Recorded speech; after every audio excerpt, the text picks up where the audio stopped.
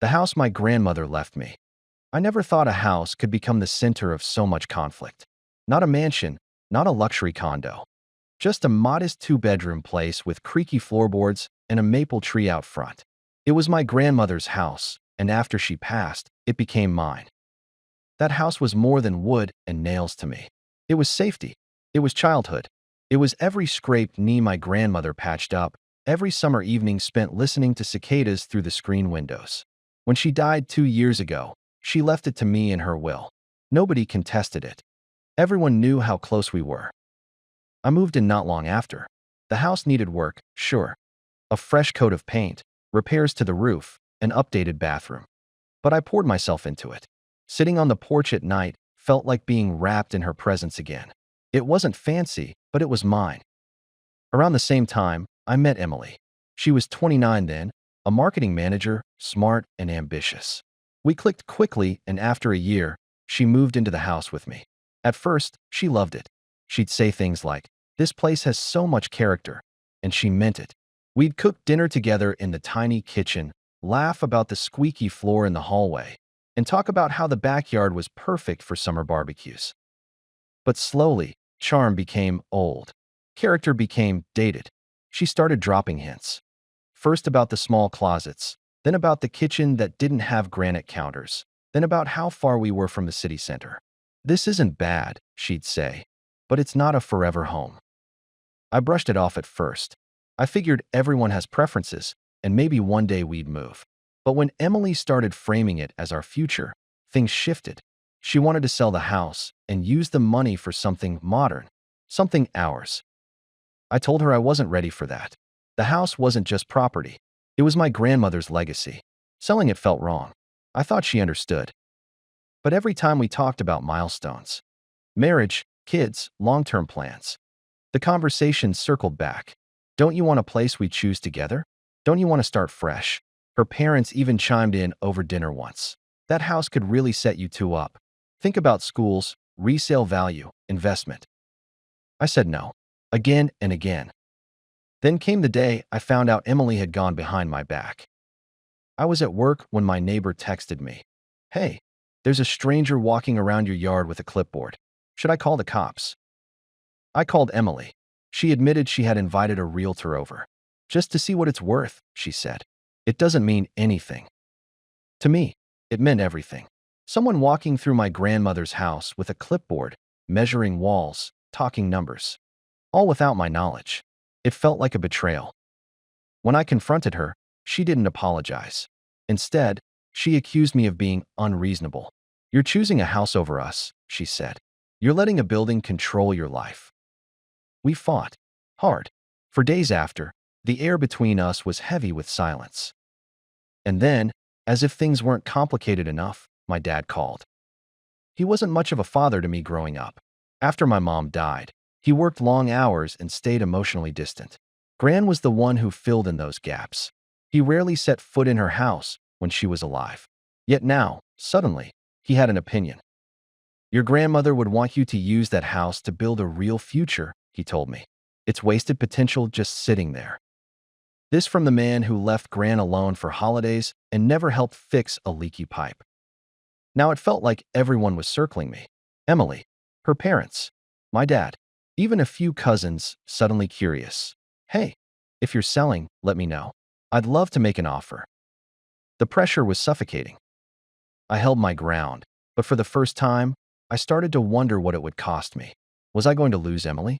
Was I going to drive a deeper wedge between me and my father? Was I really willing to stand alone, just me and the house, against all of them? The truth is, yes, I was. Because to me, that house wasn't a bargaining chip. It wasn't a springboard for investments. It was the one place where I never felt abandoned. And I wasn't ready to let go. After the fight about the realtor, the silence between Emily and me hardened into something worse than arguing. We weren't yelling anymore. We just weren't talking. It's strange how quickly a home can go from sanctuary to battlefield. We still shared the same rooms, the same bed, but every conversation was clipped, every laugh forced, every glance weighed down with things left unsaid. I thought maybe time would cool her off. It didn't. The ultimatum. One evening, I came home to find her sitting at the kitchen table with her laptop open. She didn't even look up when I walked in.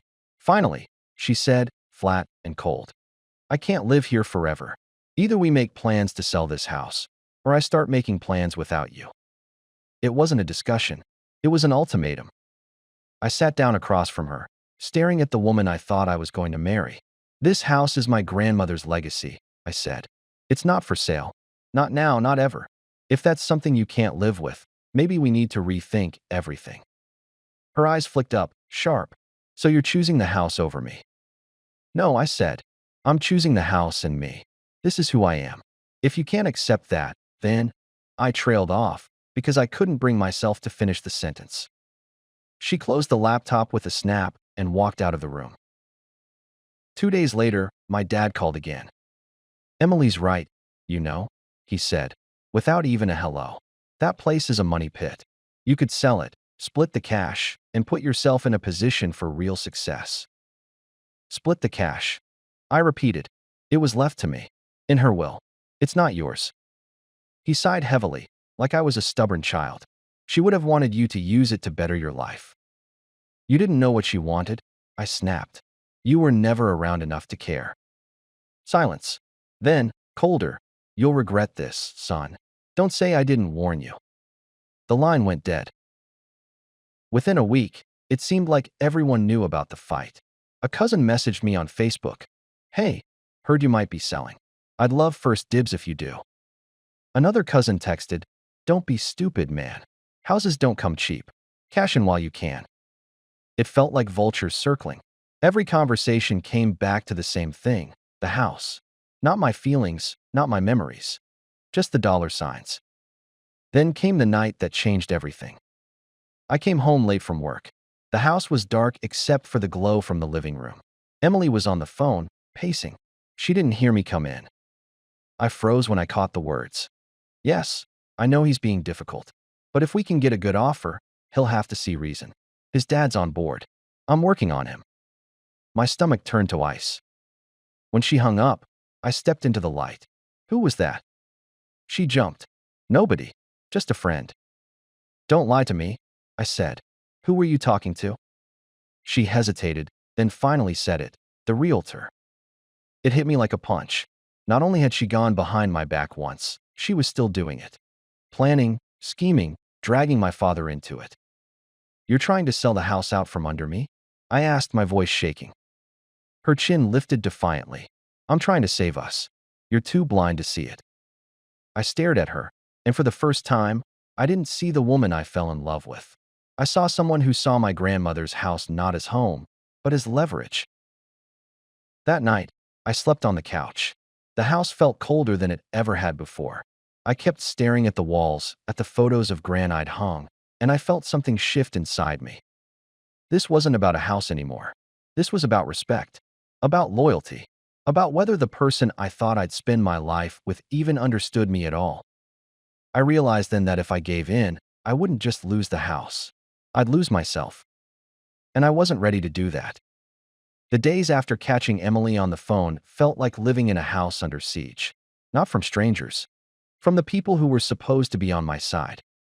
Emily suggested we have dinner with her parents. I didn't want to go, but she insisted. "They just want to talk," she said. Against my better judgment, I agreed. We sat at their polished oak table, the kind where you can see your reflection in the surface. The food was perfect. Roasted chicken, vegetables arranged like a magazine spread. But I couldn't taste a thing because I knew what was coming. Halfway through the meal, her dad cleared his throat. "Son," he said, in that voice men use when they're about to lecture, "Emily tells us you're holding on to that house of yours." I set down my fork. "Yes, it's my grandmother's house. I'm not selling." Her mom jumped in. "But think of your future. A modern home, closer to the city. Good schools when you have kids. You're sitting on equity you're not using." Emily just sat there, silent, letting them do the talking. I looked at her, then back at them. "It's not equity to me. It's family. It's memories. It's where I grew up." Her father's smile tightened. "Memories don't pay the bills." The rest of the dinner was just noise. I left with a pit in my stomach, feeling like I'd just been through a job interview I never applied for. A few days later, I got mail addressed to me but sent care of my father's lawyer. Inside was an envelope containing an offer. It was an official letter from a development company. They wanted to buy my house. Cash, above market value. A number so big it made my head spin. And the letter said something that made my blood run cold. As discussed with your father. My father had gone to them. He was the one who set this up. I called him immediately. You tried to sell my house behind my back? It's a good offer, he said calmly, as if that justified it. Better than you'll ever get again. It's not your house, I snapped. It's your future, he shot back. Stop being so sentimental. Sentiment doesn't build families. Money does. I hung up. My hands were shaking. That night, Emily saw the letter. Her eyes widened when she saw the number. This is life-changing, she whispered. For who? I asked. For me? Or for everyone else who wants a piece? She looked at me like I was crazy. We could buy a house, pay off debts, travel. Don't you see what this means? I see exactly what it means, I said. It means everyone wants to carve up what Gran left me. And if you can't understand why I won't let that happen, maybe you don't understand me at all. She didn't answer, just folded the letter neatly and slipped it back into the envelope. A few days later, I came home and found Emily sitting on the porch steps. She looked tired, like she'd been crying. I love you, she said, but I can't live in this house forever. If you won't sell, then I don't know if we have a future. The words hit harder than I expected. It wasn't just an ultimatum this time. It was resignation. I didn't answer right away. I sat beside her, staring out at the streetlights. This house is part of me, I said finally. If I let it go, I let go of her. And I can't do that. Not for anyone. She nodded slowly, stood up, and walked inside. The door closed softly behind her. And I realized then that the woman I loved and the house I cherished might not coexist in the same life. That night, I went through Gran's old papers. Letters, recipes, photos. Fragments of a life that had shaped mine. At the bottom of one box, I found the will. Her handwriting was shaky in places, but the words were clear. To my grandson, I leave the house. I know he will protect it, as I have protected him. Reading that, I felt a weight lift. It wasn't just about me being stubborn. It was about keeping a promise. For the first time in weeks, I slept soundly. But I knew the storm outside wasn't over. After that dinner with Emily's parents, things between us grew colder. We weren't fighting out loud anymore. It was worse than that. We were drifting. She stopped cooking with me in the evenings. She stayed later at work. Some nights, she slept facing the wall, silent as a stone. I thought maybe we'd ride it out, find our rhythm again. Instead, it felt like I was living with a stranger. Then came the night she asked me, "Are you really prepared to lose me over a house?"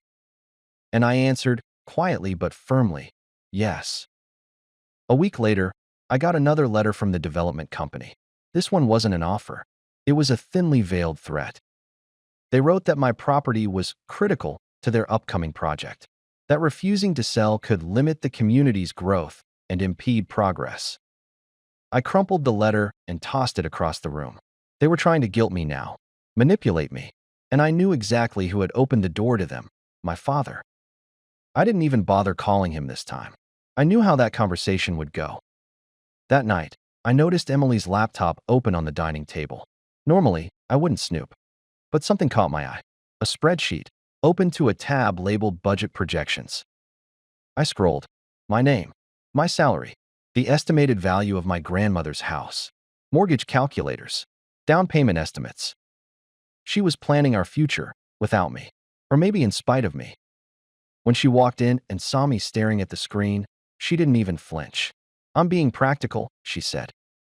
Behind my back, I shot back. She crossed her arms.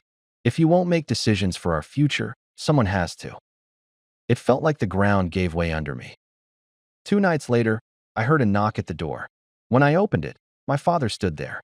First time he'd come by since Gran's funeral. He looked older, thinner, but his voice was as sharp as ever.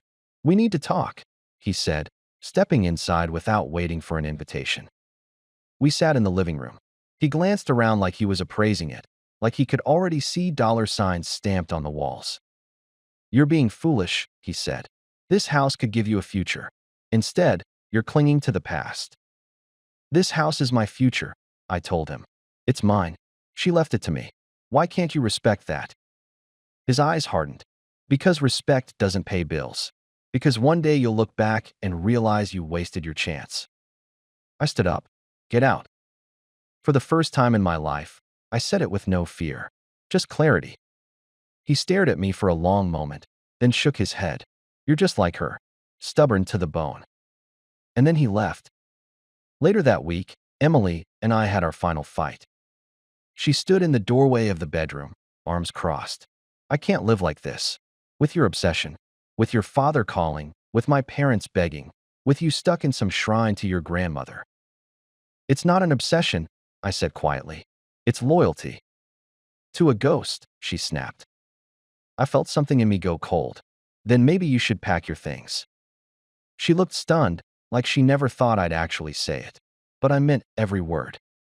That night, she slept in the guest room.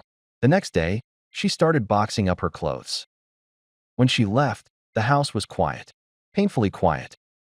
I walked from room to room, touching the walls, the door frames, the chipped paint on the windowsill, where I'd once balanced action figures as a kid. I wasn't happy. I wasn't triumphant.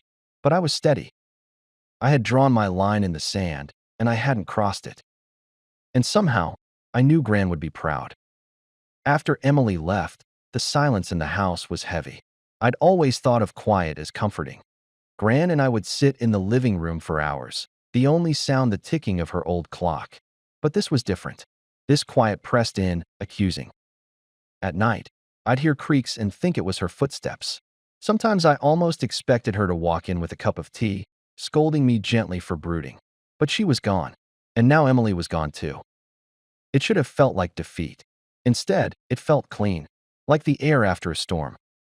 Just when I thought things had settled, another envelope arrived. Thick paper, expensive letterhead. This time it wasn't just an offer. It was an ultimatum. We are prepared to pursue eminent domain in partnership with the city. The property at address is essential for community development. We strongly advise you to accept the current offer before proceedings begin. My hands clenched around the page. Eminent domain. They were threatening to take Gran's house through the courts, claiming it was for the public good. And at the bottom of the letter, scrawled in ink, your father assures us you'll come around. That was the moment I knew. My dad wasn't just pressuring me. He was in bed with them. I drove to his place that night. His house was nothing like mine. Sterile, modern, the kind where everything looked staged. He opened the door with that same smug look I'd grown up with. You're playing with fire, I told him, waving the letter. Did you set this up? He didn't deny it. They're serious men. They can make things happen. I told them you'd be stubborn, but eventually you'd see reason. Reason? I snapped. You're trying to sell out your own son. He leaned back in his chair, calm as ever. I'm trying to save you from yourself. That house is nothing but wood and memories. Memories don't pay for your future. These men can. I stared at him, really stared. And for the first time, I understood. He didn't care about me. He never had. It was always about the deal. The angle. The money. You don't get it, I said. I'm not for sale. And neither is the house. His smile faltered. Just a little. That night, back at the house, I pulled down the attic ladder. I hadn't been up there in years. Dust thick on the rafters, boxes stacked like forgotten sentinels. In one corner, I found a box labeled in Gran's shaky handwriting, for him. Inside were letters, dozens of them, some addressed to me, some unsent drafts to my father. I sat cross-legged on the floor, reading by flashlight. In one, she wrote, if he ever tries to take this house from you, remember this. You are stronger than he ever was. This house is yours, and so is the choice. At the bottom was a deed addendum, notarized, explicitly stating the property could not be sold, transferred, or leveraged by anyone but me. She had anticipated this. She knew. I laughed. A wet, broken laugh. As the tears came, she protected me even now. The next day, I called the developer's lawyer. Calmly, clearly, I laid it out. The addendum, the notarization, the clause that made any attempt to seize the property a legal nightmare. "Try me," I said. "Drag me to court. You'll lose. And I'll make sure every local paper knows exactly how far you went to steal a dead woman's house from her grandson." There was silence on the other end. Then a clipped, "We'll be in touch." They never were. A week later, my dad showed up again, pounding on the door. His face was red, his voice hoarse. "You embarrassed me," he spat. "Do you know what you've cost me?" I looked him in the eye and said the words I'd been holding back since I was a boy. "You cost yourself." I closed the door in his face. For once, he didn't try to push it open. The house is quiet again now. Not heavy this time. Peaceful. I sit on the porch most evenings, the maple leaves rustling above, and I think about Gran. About loyalty. About what it means to protect something even when the world tells you to let it go. I lost Emily. I lost whatever broken tie I had with my father. But I kept the house. I kept the promise. And for the first time in a long time, I feel like I know who I am. The first week after my father pounded on the door and I told him, at last, that whatever he'd lost was on him, I did nothing ambitious. I watered the basil in the kitchen window. I scrubbed the ring from the bathtub. I replaced a flickering porch bulb. It felt like tidying a room after a long illness. Small movements, careful gestures, an instinct not to wake the fever that had finally broken. On the 7th morning, I woke before sunrise, drank coffee, standing barefoot on the porch, and listened as the neighborhood took a breath. Sprinklers sputtered awake. A runner's shoes scuffed down the block. A dog across the street did his snuff-and-snort patrol along the hedge. For the first time in months, the quiet wasn't accusing me. It was inviting me. I pulled a legal pad from the drawer and wrote at the top, in block letters, "Fix/keep/open." I made 3 columns. Under fix I wrote, gutters, bathroom fan, south bedroom window, back steps. Under keep I wrote, blue front door, maple. Fertilize. Gran's clock. Under open I hesitated, then wrote, porch nights, Sunday pancakes, library book club. I didn't know what open meant exactly, only that the house had been my last line of defense for so long that I'd mistaken holding for living. Gran didn't keep the door because she liked being besieged. She kept it so she could open it from a place that felt like her. I started with the gutters. Nails, neighbors, and the librarian. The Saturday hardware store run made me feel like a person whose hands could still do things. I filled the cart with a coiled length of downspout, metal hangers, a paint tray, a dozen little things I hadn't realized the house needed until it was just me staring at the shelves. I bought a cheap radio and tuned it to the station Gran used to like, soft-voiced DJ, songs from when choruses still sounded like church. On the ladder, knee braced against the siding, I fished wet leaf sludge from the gutter and found, with some surprise, that disgust is a kind of relief. This is specific, this is solvable. I'd spent months fighting ghosts with paper and anger. Now there was a real thing to scoop into a bucket and dump. Need a hand. I looked down. A woman stood on the sidewalk in a denim jacket over a striped dress, hair tucked behind one ear like she'd been walking and changed her mind to stop. I'd seen her before, passing with a tote bag heavy enough to tilt her shoulder, but we'd never spoken. "I've got it," I said, and then immediately dropped a spray of gutter gunk that narrowly missed her shoes. "Or not." She laughed, easy. "I'm Nora, 2 streets over. I think your maple is the only one on this block older than the library building." "The library building?" I repeated, and then realized. "You're the librarian?" She made a little face. "Technically the branch manager, but in practice, yes. The person who tells teenagers to stop eating Cheetos over the biographies." "I loved that place as a kid," I said. "I think we still owe a copy of Holes from 2002. It's probably accruing interest." "We have ways of dealing with such criminals," she said gravely. "Community service. Heavy lifting. Possibly a raffle ticket." She wasn't flirting, or if she was, it was with the house. She kept glancing up at the eaves, the slate blue paint. "It's good to see someone taking care of this one," she said softly, almost to herself. I told her about Gran, about the legal pad with 3 columns, about the way some fights end, and you only then realize how long you've been holding your breath. "Open is my column," she said. We're starting Porch Reads this summer. People bring a folding chair to someone's stoop. We read a story aloud, eat something sweet, pretend we're not watching the sunset. You should host one. The porch needs paint, I said, and chairs, and someone who isn't terrible at introductions. Paint is cheap, she said. Chairs can be borrowed. And for introductions we shall assign a librarian. She waved and kept walking. After she turned the corner, the air still felt moved by her. I stood on the ladder a moment longer, and then went back to work. At night, when the day was mostly done, I climbed into the attic with the flashlight and a box cutter and opened the rest of the cartons labeled in Gran's hand. There were the expected things: faded recipe cards for pound cake and chicken divan, postcards from places she'd never visited but collected because their pictures felt like a promise, a shoebox of loose photographs where half the people wore hats and all of them looked like they had been told not to smile. In a flat manila envelope, I found a stack of letters she'd written to my mother and never sent. Some were mundane, notes about a sale on peaches, a complaint about the price of stamps. Some were fierce enough to bend the page. I told him if he cannot show up as a father, he cannot show up here as a judge. The boy needs love, not lessons.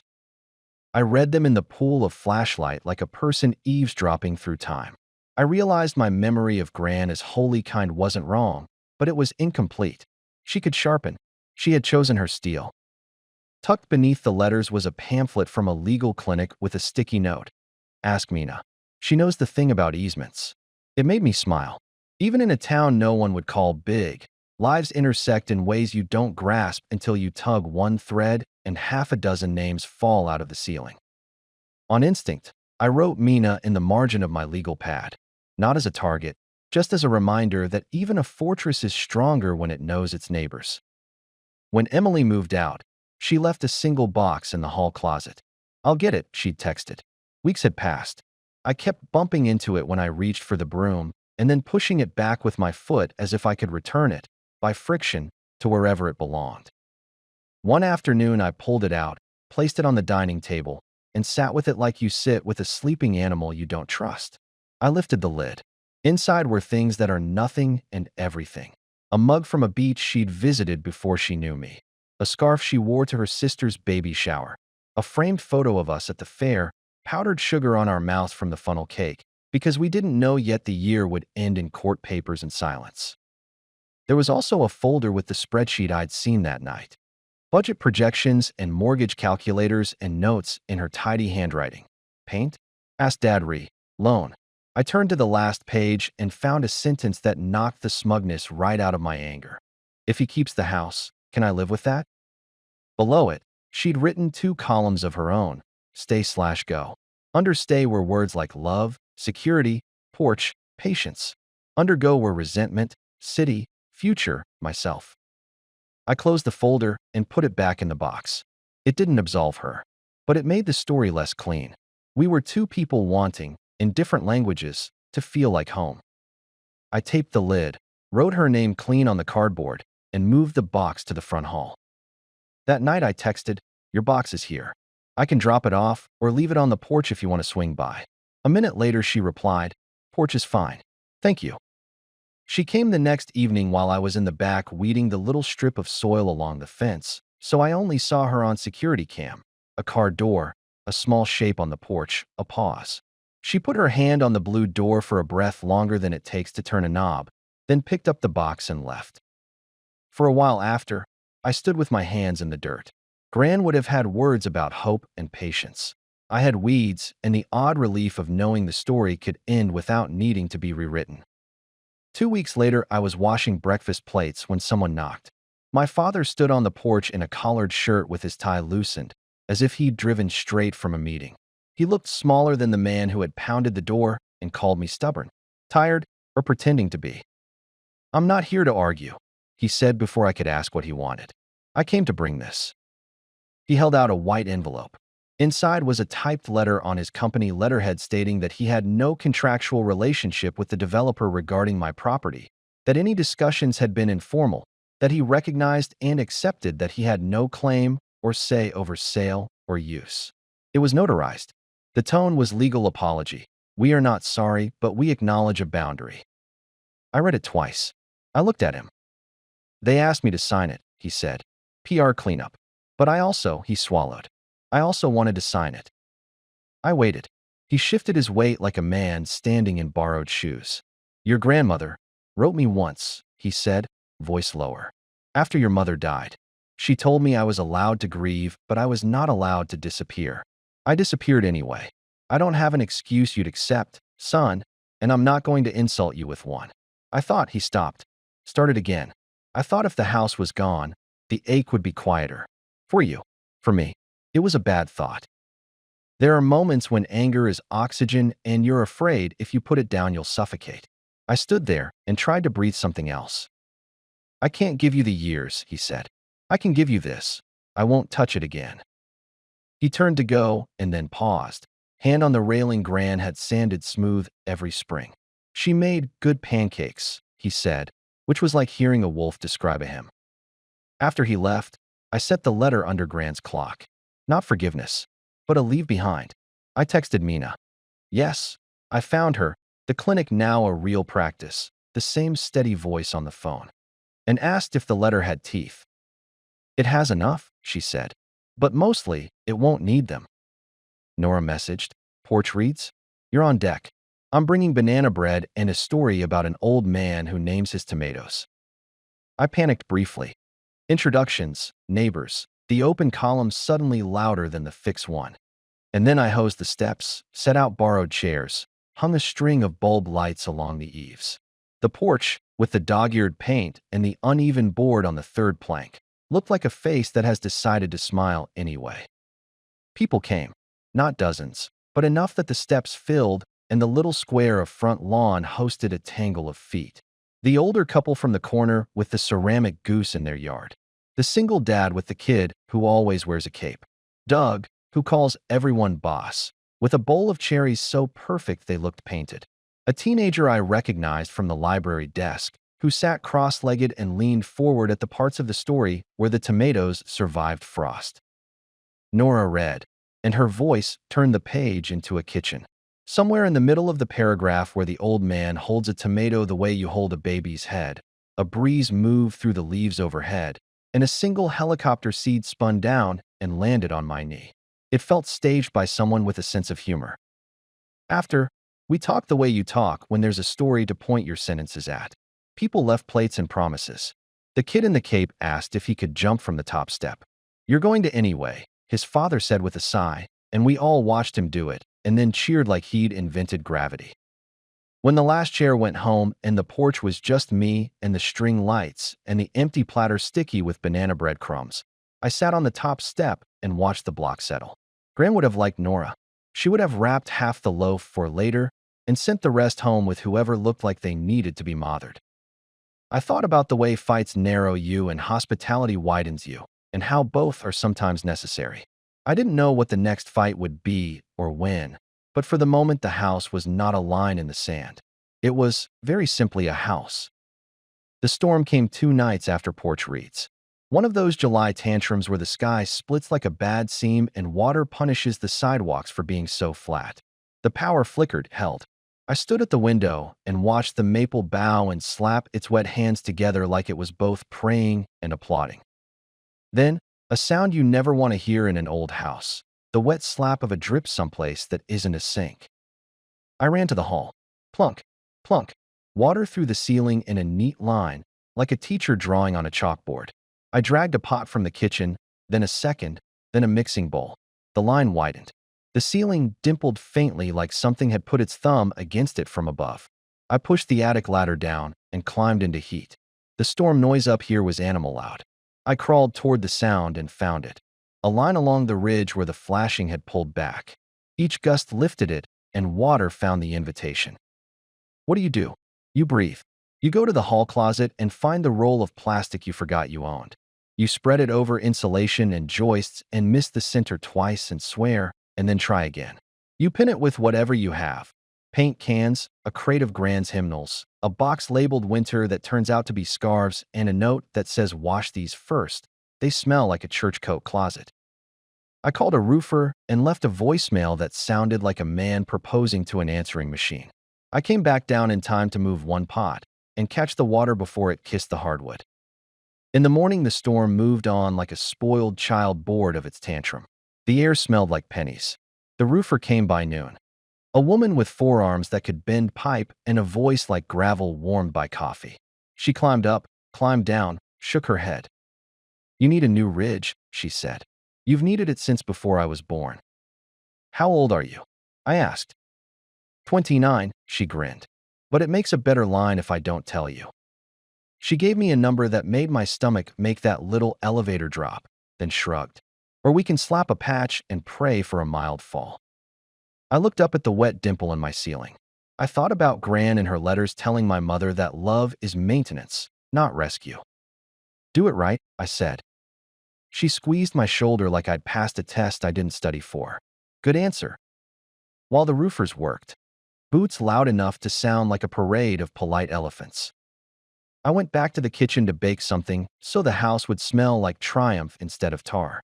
Gran's flour tin sat on the high shelf like it always had, speckled enamel dented in one corner from the time I'd knocked it down trying to reach the cookies.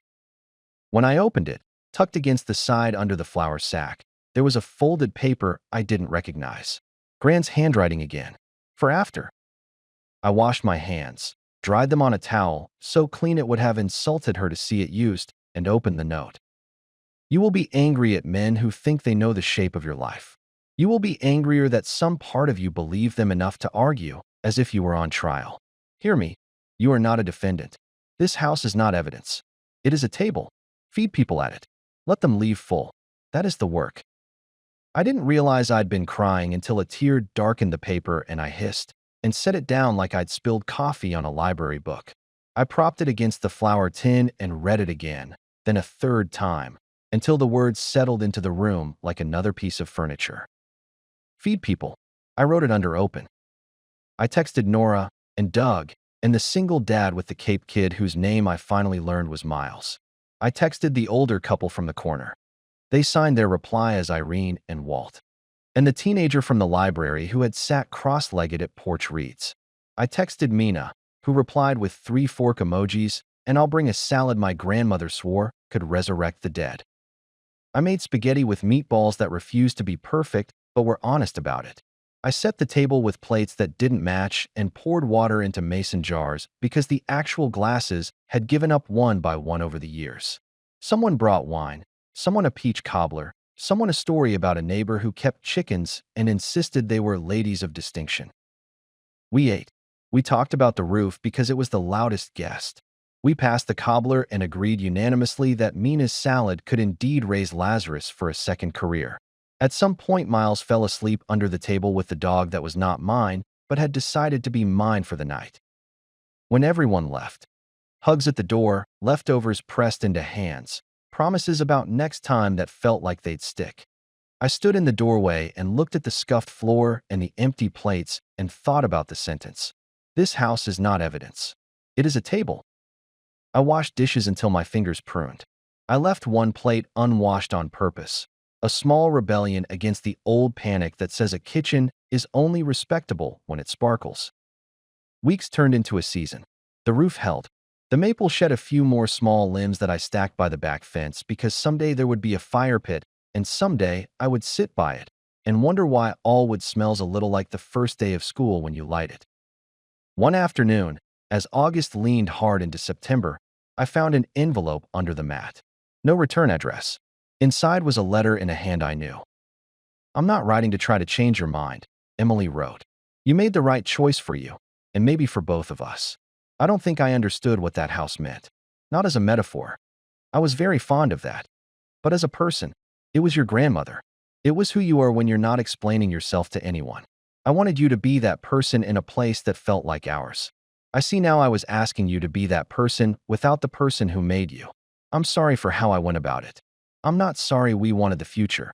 I am sorry I tried to mortgage your past to pay for it." There was no PS, no suggestion we should talk. Just a sentence at the end that landed like a small, kind stone. Feed people at that table. I hope I was one of them, even for a while. I put the letter in the flour tin with Gran's, because not everything needs to be on the fridge to be true. On a Saturday when the light was made of honey, Nora came by with a sample card of paint. "Indulge me," she said. "Try a shade of blue that looks like the word welcome." "It already looks like welcome," I said, defensive because the door had been blue since before I knew what colors were, and my grandmother had chosen it and painted it sitting on the step with a chipped mug of water and a brush she called trusty because she could make it do things she couldn't make a man do. "Exactly," she said. "Let's see which welcome it wants to be now." We taped 3 samples in the afternoon light and stood back. The middle one made the brass knob look like sunlight fell asleep on it. The top one made the tree feel taller. The bottom one matched the sky mean enough to make you squint. "Middle," I said, and she nodded like she'd known but needed me to say it. We sanded together, which is the kind of strange intimacy you don't think about until someone is shoulder to shoulder with you and you're both making dust that settles on your shoes and in your hair and you don't mind. We painted. The old blue held beneath like roots. The new blue shone like the color a blueberry thinks it is when it's singing in a pie. When we were done, we sat on the steps with 2 beers sweating into our palms and watched the door dry. "Open?" she asked, nodding at the legal pad I'd left on the little entry table with the 3 columns still visible through the glass. "Open," I said. "Good," she said. "I have a friend who runs a cooking workshop for teenagers who think boiling water is alchemy. She collects kitchens that feel like permission. Yours feels like permission." I said yes before my doubt had a chance to list all the reasons to say no. On the first Tuesday evening of the workshop, 6 teenagers filed in with expressions ranging from bravado to dire suspicion. Nora's friend, a woman named Priya with a voice like you wanted to hear it tell you the truth, set knives on the counter like she was dealing cards. "We're going to make 3 things," she announced. "Scrambled eggs that don't taste like sorrow, pasta sauce that isn't from a jar, and a salad you will eat without lying to me about it." They laughed, unwilling and then really.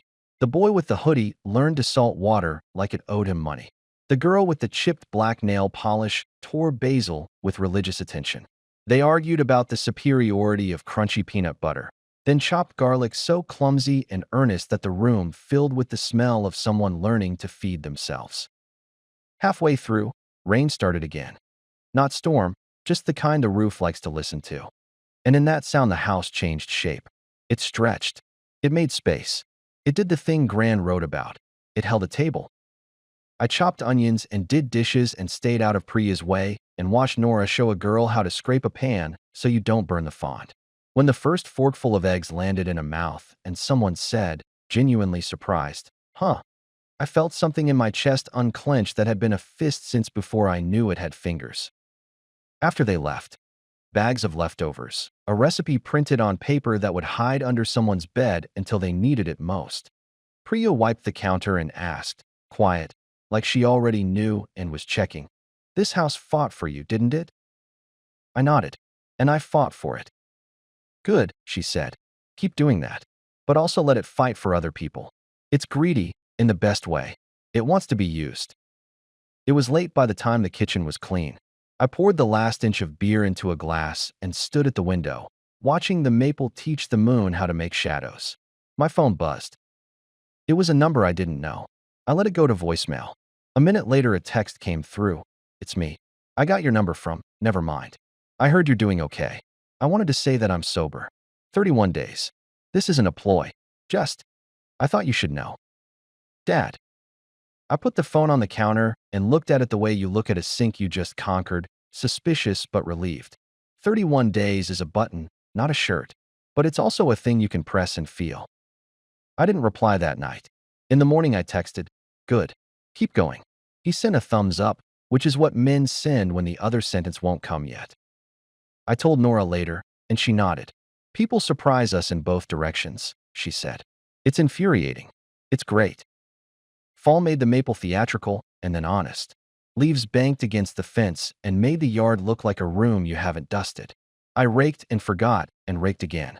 I learned the trick of stuffing leaves into a contractor bag without becoming a leaf yourself. When the first frost wrote its name on the grass, I pulled the storm windows down and felt absurdly proud that I knew how to latch them without breaking a nail on the ancient metal tabs. I hung a wreath that was more twig than bough. The string lights on the porch turned the early dark into something like a decision. People kept coming, not in hordes, but like a reliable weather pattern. The teenagers with knives turned into teenagers who could feed their sisters. The librarian, who lived 2 streets over and had a laugh that made old men at the hardware store tell jokes outside their league, came with dog-eared copies of short stories and the kind of tea that makes you believe in herbs. Mina brought law students who wanted to write contracts that protected houses and people instead of just money.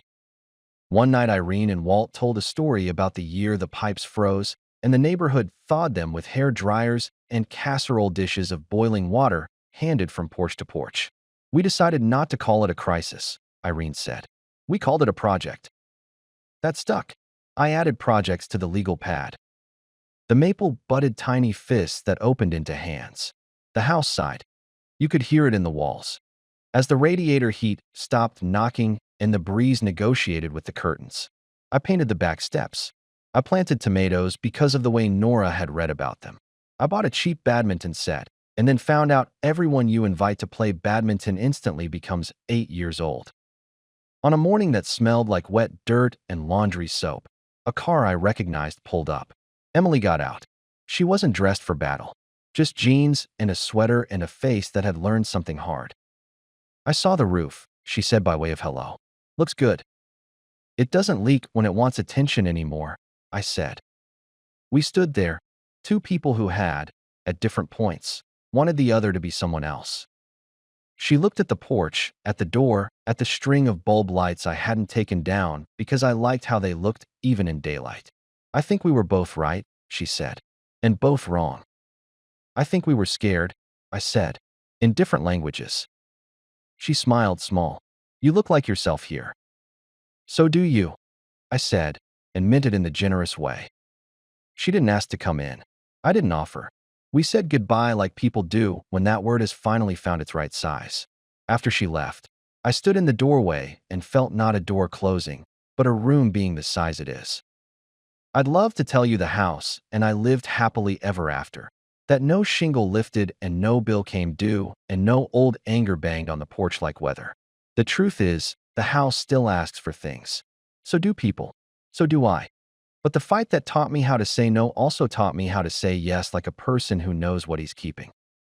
On the first really hot day of June, I hosted Porch Reads again. The library had lost its air conditioning to a machine that died with a noise like a large animal deciding it was done. We set up fans. We set out cut watermelon. The kid who used to wear a cape came with a book about frogs and a solemn commitment to pronounce every Latin name like he knew those amphibians personally. Nora read a poem about doors. In the middle of it, I realized the thing that had been itch-scratching the back of my brain since the night I found Gran's note in the flower tin. The house had been my defense, and then my proof, and then my promise. Now it was my practice. After everyone left, I washed the dishes and left one plate unwashed again, to remind myself I am not on trial anymore. I sat on the top step and looked at the blue door dried into its new name in last year's paint.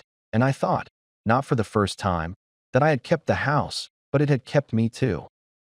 When the porch light clicked on, its timer finally set right after a year of being wrong by half an hour.